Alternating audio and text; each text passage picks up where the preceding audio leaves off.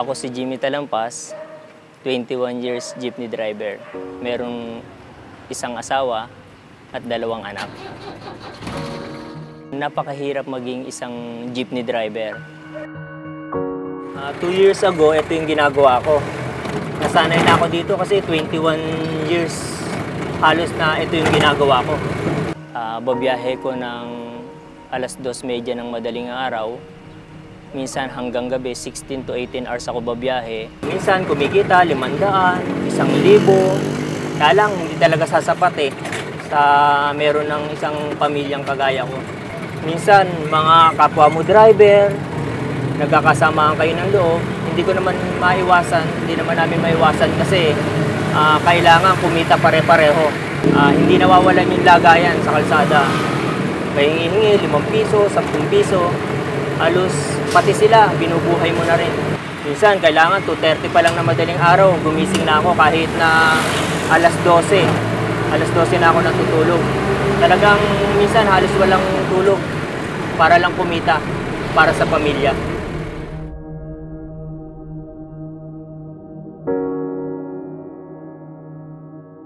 Ako si Pastora Ami Dukay, 52 years old. Ang aking asawa ay civil engineer at may 6 na anak. Dati ang aking asawa ay isang operations manager ng Rogam Steel Fabricator sa Malinta, Valenzuela. Ano po siya, napakabait. Sa smile niya, magandang umiti, tapos napakalinis sa katawan. Maganda po, magandang naging ng family namin, masaya. Nung 2 pa lang ang anak namin nun. So wala akong masabi, wala akong matanong kasi maganda ang sahod ng aking asawa. Siyempre, nagwawaldas tayo ng pera. So akala ko ganun ang buhay. Gumastos lang ng gumastos, hindi magtabi. Ngayon, dumating sa punto na darating pala ang time na mangangailangan ka at the same time yung magkasakit ang isa sa inyo. So ang nangyari po, na-stroke po ang aking asawa na yun ang aming pinaghuhugutan ng lahat ng lakas. Lakas ng kita, ang lakas ng loob, susya. So nung na-stroke po ang asawa ko, nung 45 years old siya, iba po yun, dagok ng buhay. Nakapagtabi man kami ng konti pero naubos po sa kanyang pagpapagamot. Hanggang sa ako naman po naging tatay at nanay ng aking mga anak. Nandito ako ngayon sa sarili kong bahay dito sa San Jose del Monte, Bulacan. Dito po ako nakatira. Ito po ang aming bahay. Start ng talagang dito kami naghirap pero hindi ko po ito iniwan. Mayroon kaming 5 anak na mga nag-aaral pero hindi talaga kaya na ako lang ang nanay at tatay. Nagluluto-luto ako ng kung ano-ano mga pagkain, mga kakanin, gulay-gulay dyan. Tapos iaalok ng mga anak ko sa kapitbahay. Dumating sa punto po na talagang natigil po sila talaga sa pag-aaral. Ang hirap po ng magulang, ng mga ibang kapitbahay mo nasa school, tapos sila nandito lang sa loob ng bahay. Pag lumabas, nahihiya sila kasi pumapasok ang kanilang mga kalaro. Sila naman nandito lang po sa bahay. Hindi ko makakalimutan nung minsang naglalakad ako mula doon sa kanto hanggang dito. May isang matangkad na kabataan na may dalang ice pick. Ang sabi sa akin, patay ka, tutusukin kita. Bigla na lang nalagay sa isip ko yung mag-ina ko Natakot ako, hindi ako makapagsalita. Sabi niya, kailangan ko lang sa'yo yung cellphone mo. Pagkabigay ko sa kanya, tumakbo na siya. Kada gigising ako ng umaga, ganun na lang yung takot sa akin na baka mangyari uli yun. Hanggang isang gabi sabi ko, Panginoon, sabi ko, bigyan mo ako ng opportunity.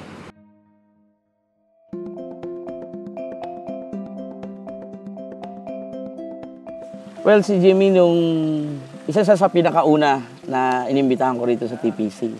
Kasi nakita ko sa kanya yung potential na napakasipag, napakatsaga.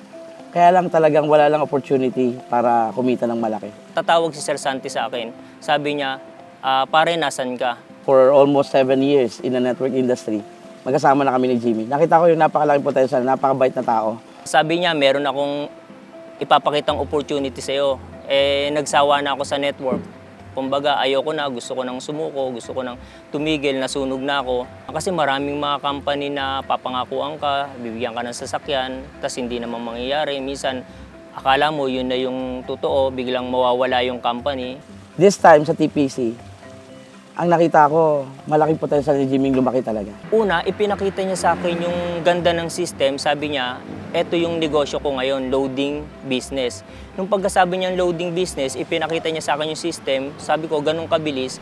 Biglang pumasok sa isip ko na pagka-loading business, may pag-asa dahil text capital of the world tayo. Kumbaga, may pera talaga sa loading. Nung i-text ako ni Up Jimmy Talampas na may earn nga siya, congratulations daw, you earn 1,884, nagkaroon ako ng interest na tingnan ito kung ano ito. Kasi sabi ko, sa akin ba ito? Kasi 20 pesos lang po ang laman ng wallet ko.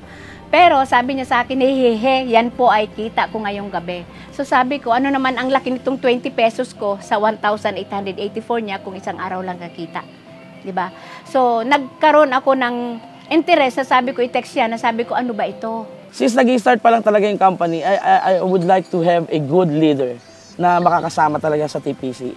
And Pastora Ami is one of the, na talagang sabi ni Jimmy, eto, sir, pag nakuha natin to, magiging, lalaki to sa TPC. Nakita ko dito ay ang sistema, napakaganda po ng system niya. Napaka real time yung kita, yung daily ang payout, mayroon po siya. Nawala sa iba? Yung ibang company kasi na napuntahan ko dati, kailangan mo munang mag-maintain. Minsan, ang kikitain ko lang 800, kailangan ko mag-maintenance ng 3,000. Ganun kahirap. Yung TPC kasi, alam ko na pang long term to eh. Ito yung hinahanap namin ni Jimmy matagal na. Mayroon po siyang 24/7 na help dish na kung saan ano man ang concern natin, anytime makakapagtanong tayo kahit nang walang upline. Kinrate natin itong TPC para lumawak, lumaki, mag-international. No? At dumami yung mga tie-ups niya. No? Lumaki siya na asim hindi lang talaga to loading.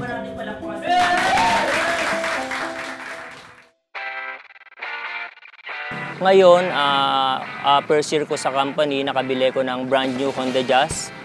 Yung bago kong Fortuner, ito nasa likuran natin. Kumbaga, ang sarap pala pagka meron kang bagong sasakyan. 1 year po, nagkaroon ako ng Toyota Innova, green ang color. At sa ngayon po, nadagdagan ng pangalawang sasakyan. Nung May 22 po, naglabas naman ang panibago kong sasakyan, Toyota Wigo. Well, Pastora Ami ngayon, napakalaki na nangyari sa kanya. After almost 2 years sa TPC, no, nakapag-start siya ng pa-remodel ng kanyang bahay. Itong bahay namin ngayon, i-renovate na po namin ito. Ang aming budget po dito ay 1.5. Binadgetan ko na po talaga sa husband ko kasi siya po ang nagde-design.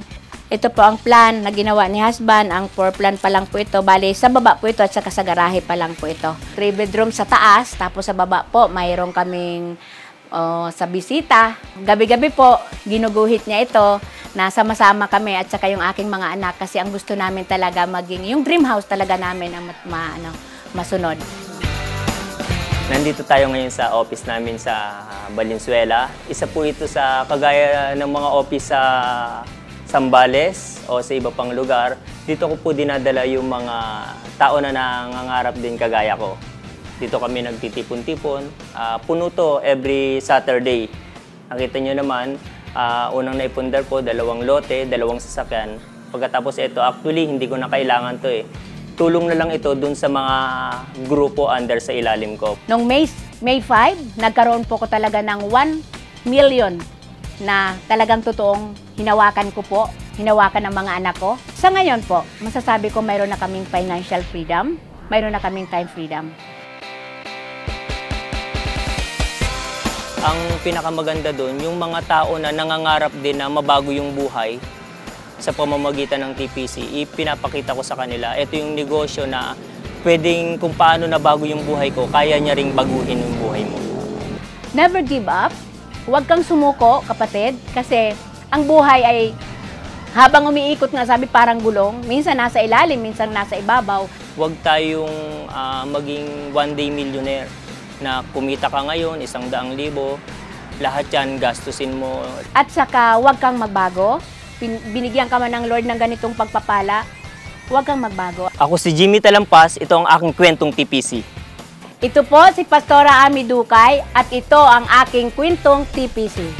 Ito ang aming kwentong TPC! Ako!